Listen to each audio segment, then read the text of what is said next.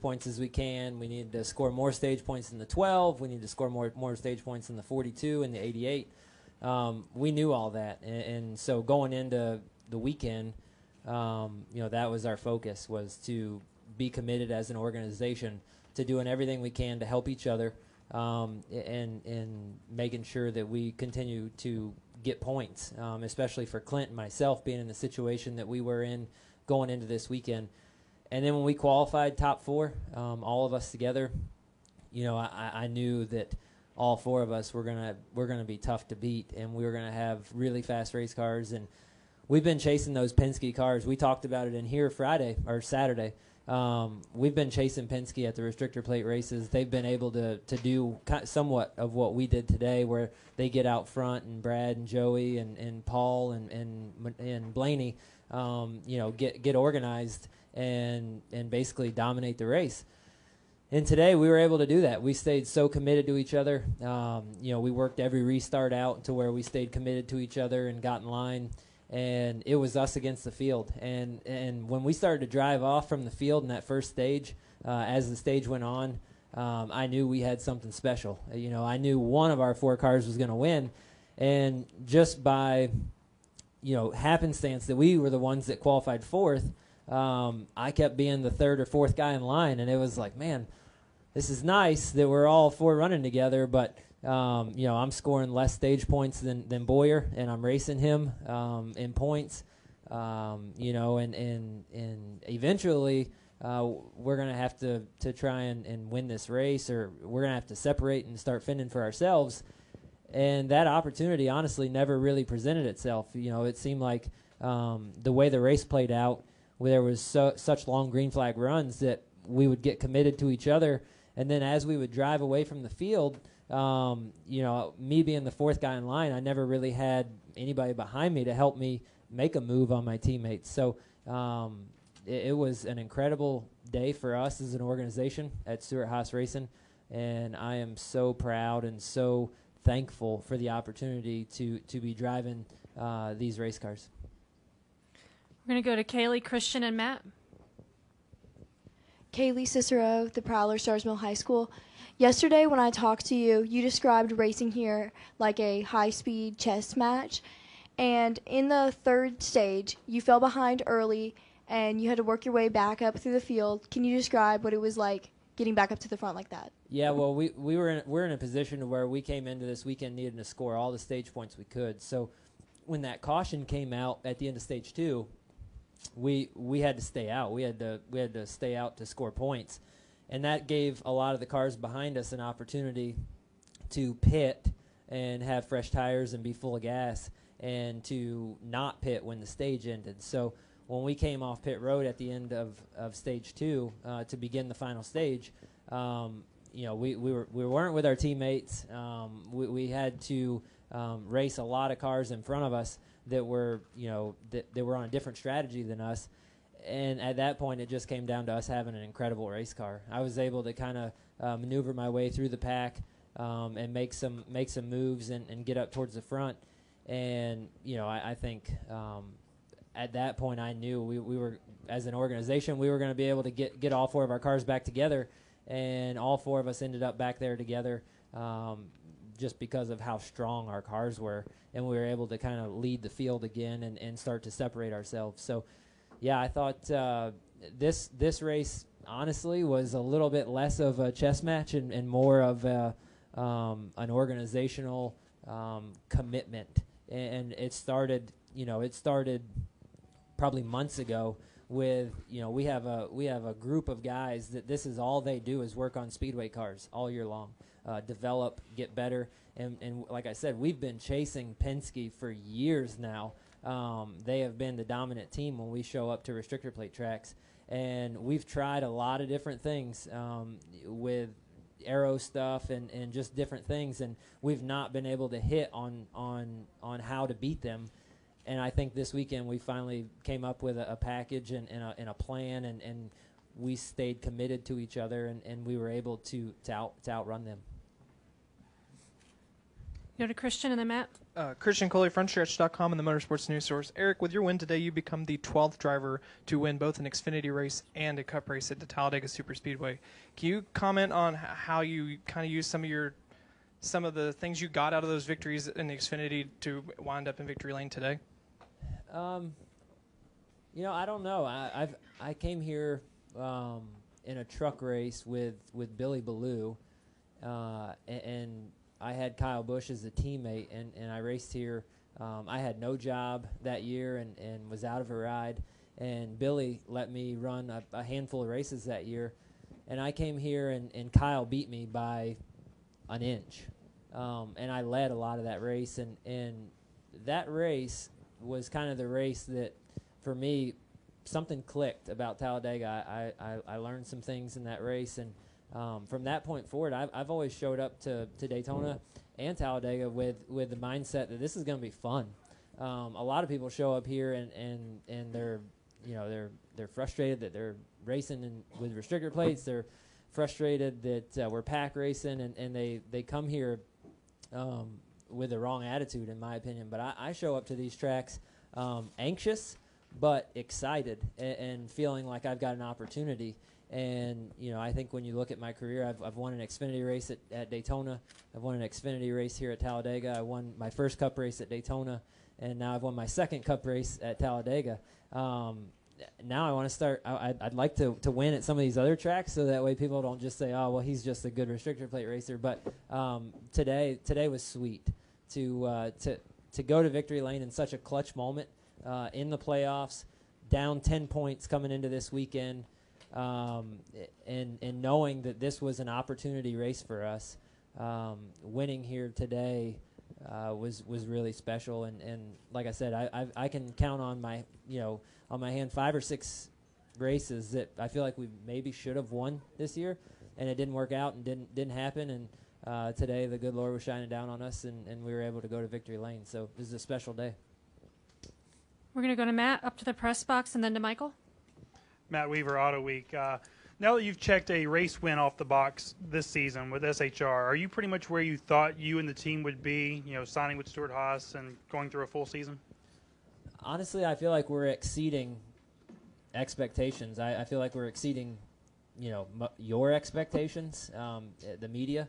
I feel like we're exceeding probably even Tony Stewart and Gene Haas's expectations. I went into this year feeling like if we can just run top 15 and be consistent and not make any mistakes all year long, we could maybe make the playoffs. And that was a goal for us. And then, I've got a new team. I'm new to the organization. My crew chief, Johnny's first year being a crew chief. We've got a lot of young guys on our team, and I really feel like we're built to grow. And as the year has progressed, I feel like we just continue to get better and better and better. And I feel like we haven't even reached max potential. I feel like there's so much more room to grow for us and to get better. And that's what's so exciting for me, to see that we're not at the ceiling yet. We're still young and new in this whole team. And so I feel like we're way ahead of our expectations. But I knew that I was going to be given this opportunity to have fast race cars. And I knew that if we did the things that we needed to do, and if we brought cars capable of running up front, and if I pulled my weight, that we would have opportunities to win. And that's been one of the most frustrating things for me, is to watch all my teammates win races, and for me to get close so many times and not win. I felt like I was letting our team down and our organization down because they kept giving me fast race cars week after week after week, and we weren't able to win. So today is gratifying, and today I feel like I finally gave Stuart Haas Racing and all the guys on the Smithfield team what they deserve. So not only did you make the playoffs and make that goal, but now you're in the round of 8. So what more do you want to see out of yourself, your team, to not only make it to Homestead, but also have a shot if you can make it to Homestead? Yeah, I honestly think we are somewhat of a dangerous team, just because we've been flying under the radar all year long, and even going into the playoffs, I feel like we've been flying under the radar. We went to Vegas and had a great day at Vegas and ran up front, got some damage, fought back from that and finished good. Went to Richmond, and a place where we knew we had to run good to put ourselves in position to go to the Roval and make it to the next round, and we did exactly that. We qualified up front. We ran, second and third in the stages, finished the race third or fourth. I don't even remember where we finished, but it put us in position to go to the Roval and be somewhat conservative. And then all hell broke loose at the end of the race, and next thing I knew, I was 6 points out, and we were able to get into this round. And then coming into this round, I felt like the tracks lined up really well for me. I love Dover. I absolutely love going to that place. It's one of my favorite racetracks. I enjoy and like coming to Talladega. I feel like it's an opportunity for me to go win. And I really enjoy Kansas, even though I broke my back there. I remember in 2012 showing up there in October and dominating the beginning part of that race until I blew it right front. And that was the first time in my career in the Cup Series at Kansas that I had led any really laps to speak of and to be running up front. And so from that point forward, I've always enjoyed Kansas and been excited about going to that racetrack since that day. So I look forward to all the rest of these racetracks. I feel like they kind of suit well for me and my race team. We're going to go up to the press box. Lee Spencer, RacingVoice.com. Congratulations. Wanted to know, first of all, what was going through your mind when you saw Kurt having to punt and pull out? Yeah, so going down the back straightaway, I saw the 17 break free from the pack, and I kind of backed up to him a little bit, hoping that when he got to me that he would be able to give me a push. And when I backed up to him, as he got closer, my RPMs just started going way up, and I started coming with a huge run to Kurt. And I felt like Kurt was a little bit of a sitting duck at that point anyway. I don't know that I would have beat Kurt, but it would have been exciting. We'll just say that. But when I got to his right rear quarter panel and pulled up next to him, I heard his motor just start to sputter. And then I knew. I drove past him, and my spotter told me that he was running out. And at that point, it was just all eyes on my mirror and making sure that I blocked any runs that were coming to try and be the first car across the finish line.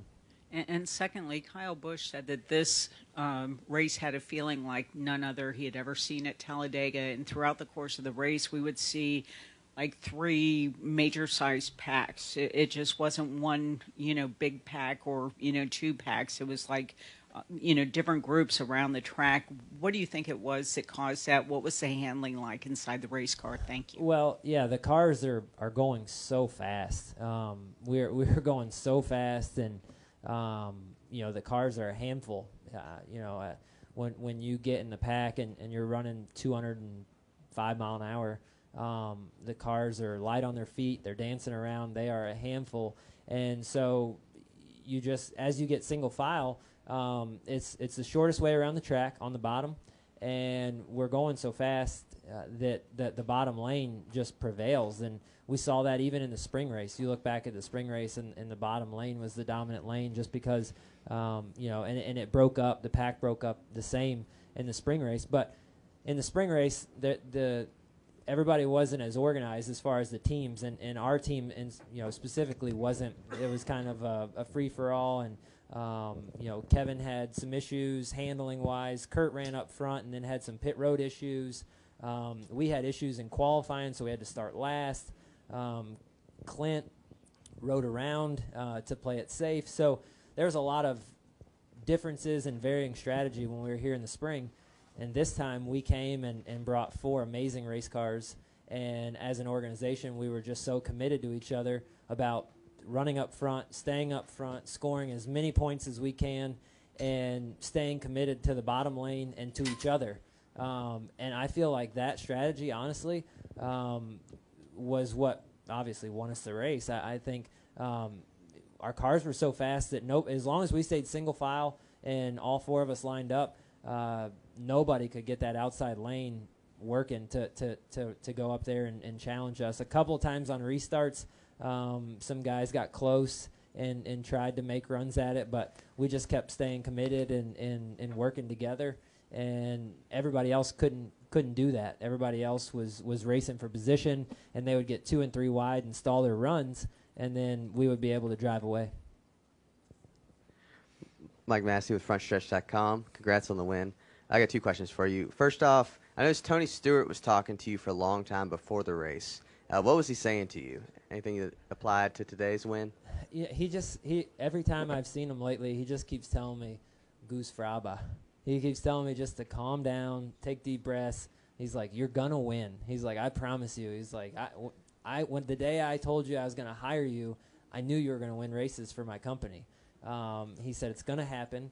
You just have to keep putting yourself in position, and you keep putting yourself in position, and I promise you it will happen.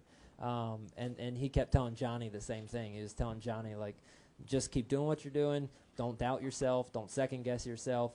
Keep putting yourself in position, and it will happen. Okay, and the second question, you talked about Kansas a little bit already, but obviously that was the lowest point of your career was there last year, and then now you've just experienced the highest point of your career, winning to move into the round of 8. So just how sweet has that redemptive story been, and how much more does that fuel you to win next week? It does. I'm fired up about going to Kansas next week. It's gonna be fun. We're gonna go there with no pressure at all, and one thing on our mind, and that's to go win, and to try and get some stage points and bonus points and get ready for that round of 8.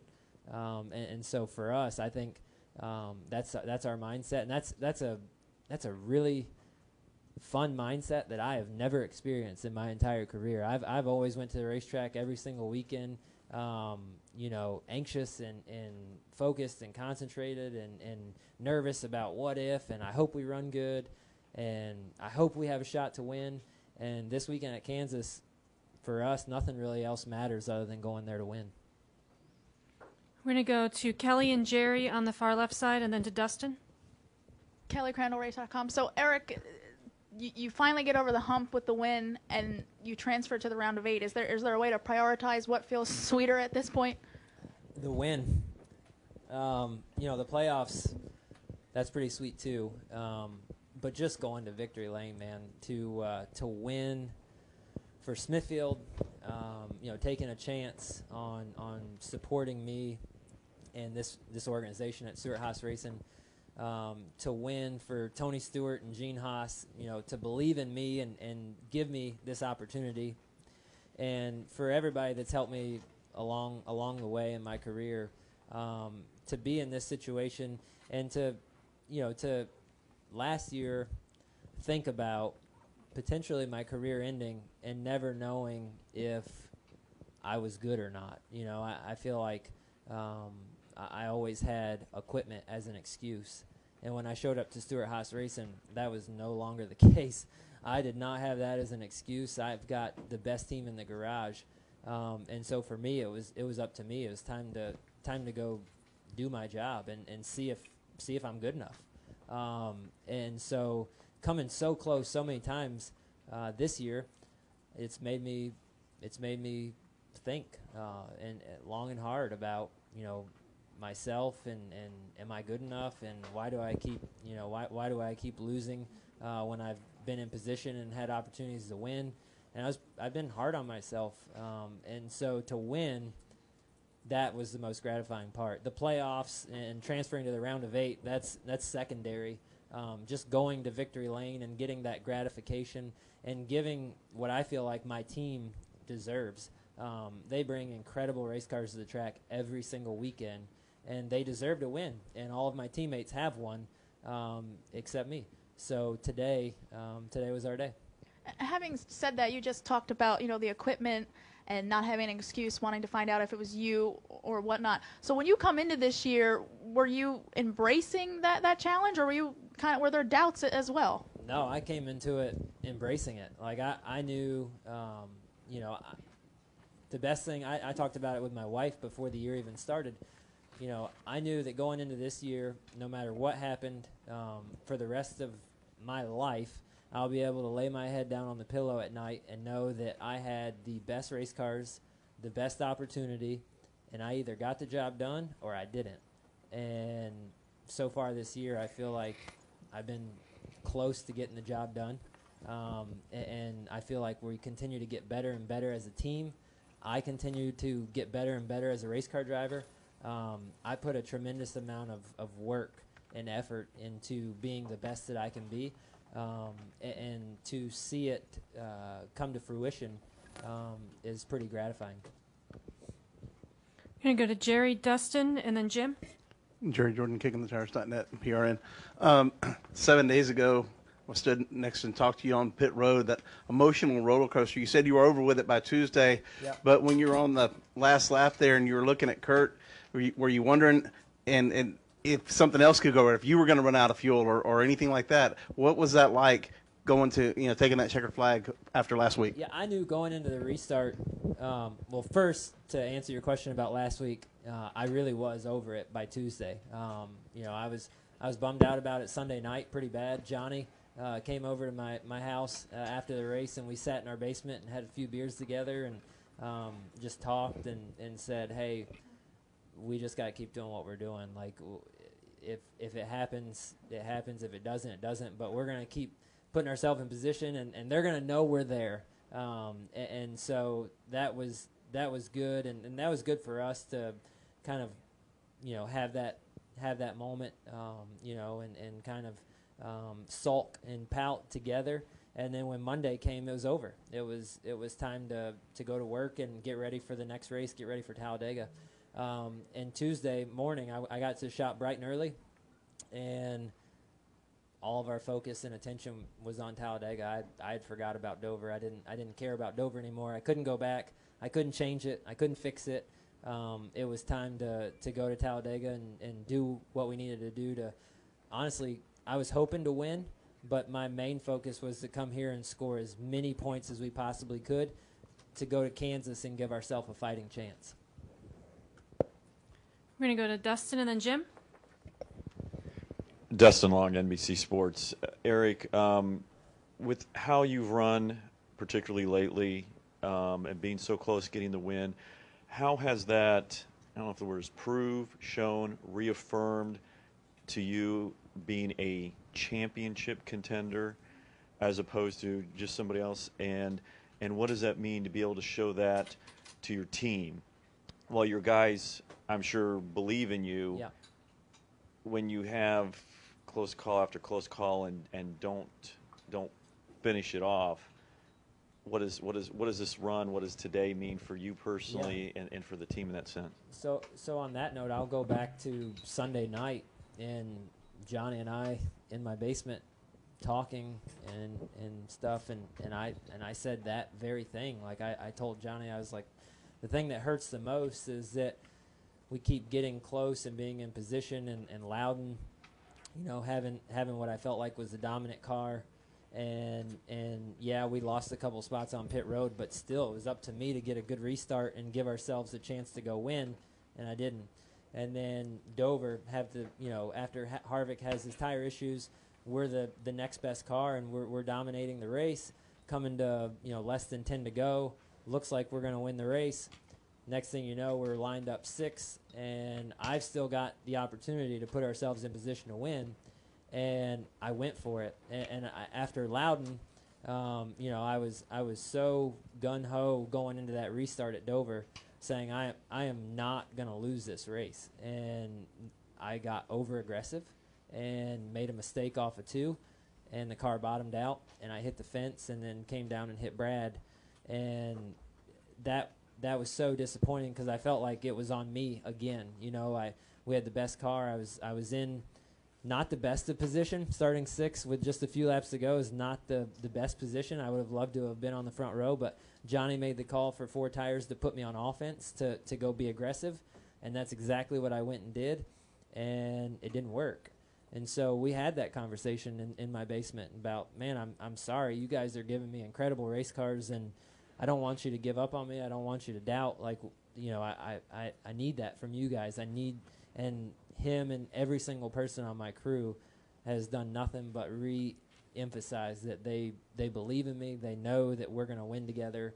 And to just keep putting ourselves in those positions. And for that today, like, what a relief to see all those guys in victory lane and give each and every one of them a hug, and to say we finally did it. That was pretty special. Let me ask you this real quickly. Is obviously I know it helped that what happened to Kurt, but in that sense, what do you feel like you did right today as compared to what didn't go right at Loudon, what didn't go right at Dover? What did you do right in putting yourself that happened, or is this more circumstances and you still have to be able to prove to yourself in those other situations that when it's on your shoulders you can handle it? Yeah, I think today was circumstantial. You look at past results at Daytona and Talladega, and you look at green, white checkers, usually the winner's going to come from the first two rows. I mean, that's pretty much a given. Everything behind that is chaos, and you don't know what to expect. But the winner typically comes from the first row, maybe the second row. So I knew going into that restart today that we had a shot. It was going to be tough. I knew my teammates were really, really fast, and I was going to have to beat them. And I didn't know how I was going to do it, and I didn't know if I would do it. And today, circumstances just played out and went our way. There's been so many times that it hasn't gone our way. I think back to Chicago. There, I felt like we definitely had the dominant car. I raced Harvick heads up, and we outran him. And we had loose wheels and ended up going 2 laps down, and that one, got away from us. Circumstances. Loudon, you can blame it on circumstances. You go to Dover, you can blame it on circumstances. But today, circumstances went our way, and things worked out. So, I the only thing I can attest it to is that God just kept telling me to be patient. We'll go to Jim. Jim Mutter, motorsport.com. Sort of along the same lines, you've talked about the enormous opportunity you had to go to Stewart-Haas Racing, but can you talk a little bit about being part of an organization this season that has all 4 cars have won races, one guy has won 7, all 4 have a very plausible chance to continue advancing in the playoffs and maybe make up the championship 4, and the 4 of you guys together basically dictated the flow of a restrictor plate race today. I mean, I know you knew you were going into a great situation, but is there a situation in this sport better than this team right now? No, absolutely not. There's no better team in the garage area than our race team. I would put our race team up against any team in the garage, hands down. I've been around the sport for a long time, and I've been able to see inside of different organizations. I was with Gibbs early on in my career. I've had the opportunity to work with Hendrick Motorsports when I drove for Dale Jr. in the Xfinity Series, and I did the baby watch stuff for Jimmy and got, full access and was in their shop, in the 48, 88 shop all the time, sitting in their hauler, go through their debriefs, all of the above. Got full access to that. When I was first with Petty's, had an alliance with Roush, and seen the way they operated and worked, and so I've been around a lot of different organizations and some of the best. I've never ever seen an organization with so many people pulling the rope in the same direction as Stewart-Haas Racing. I mean, all 4 crew chiefs are bought in. I mean, it is completely open notebook. The teams, the employees, like everybody wins. When our cars win, everybody gets a bonus, right? When Stewart-Haas Racing, which we've done a lot of, and our employees are making bank this year on the bonus program. So I've been so amazed. That's one of the things that I think has probably been the most eye-opening for me. I've been around the garage a lot, and people are kind of open notebook, but that you're still going to have to race that guy and that teammate, and so you give 90%, but 10% you keep for you and your team. And from everything that I've witnessed, that doesn't happen at Stewart Haas Racing. We take and build the 4 best race cars we can. Everybody's bought in, and then the 4 of us go race it out and see, may the best man win. And I think that is what makes our organization so incredible. Anything final for our race winner? All right. Yeah. Congratulations, Aric. Have fun Thank next you. week.